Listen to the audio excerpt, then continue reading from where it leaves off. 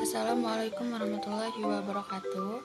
Perkenalkan, nama saya Armelianti dari Prodi Hukum semester 3 dengan NPM 2374 Di sini saya akan menjelaskan mengenai subbab yang berjudul penyelidikan dan juga penyidikan.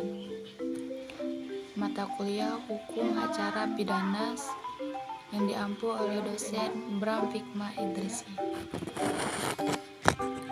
Yang pertama ialah penyelidikan, di mana penyelidikan ini merupakan proses awal untuk menemukan barang bukti yang dilakukan oleh penyelidik, di mana penyelidik sendiri ini merupakan pejabat Polri.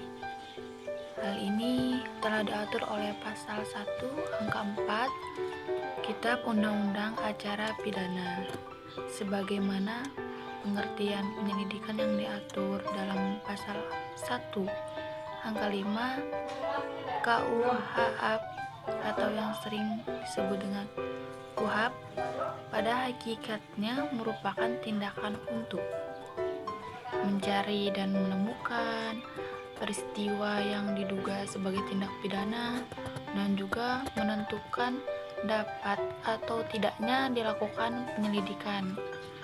Lalu ada juga yang namanya wewenang penyelidik. Dimaksud dalam pasal 4, penyelidik dalam pasal 4 ini karena kewajibannya mempunyai wewenang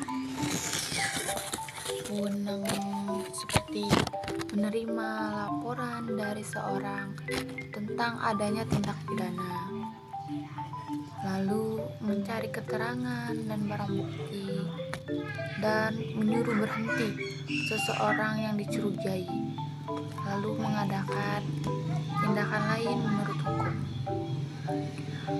Yang kedua, ada juga yang namanya atas perintah penyidik. Perintah penyidik ini dapat melakukan tindakan berupa penangkapan dan penggeledahan. Lalu ada juga pemeriksaan dan juga penyitaan seperti surat, dan terakhir membawa atau menghadapkan seorang yang melakukan kejahatan tersebut kepada pihak penyidik. Kemudian ada materi yaitu penyidikan, di mana penyidikan ini berbeda dengan fungsi penyelidikan yang masih mungkin terdengar belum jelas tindak pidananya. Maka dalam fungsi penyidikan ini sudah jelas tindak pidananya dan barang buktinya ini sudah cukup, lalu sudah ditemukan tersangkanya. Dengan berdasarkan pasal 6 Kitab Undang-Undang Hukum Acara Pidana disebutkan pihak penyidik ini adalah pejabat Polri atau instansi khusus. Instansi khusus ini seperti pegawai negeri sipil, contohnya itu kejaksaan, terus ada juga polisi atau Satpol PP, atau juga ada yang namanya KPK. Pihak-pihak tersebut disebut sebagai penyidik, bukan penyelidik, karena tindak pidananya sudah jelas terjadi dan barang buktinya sudah ada dan tersangkanya pun sudah jelas.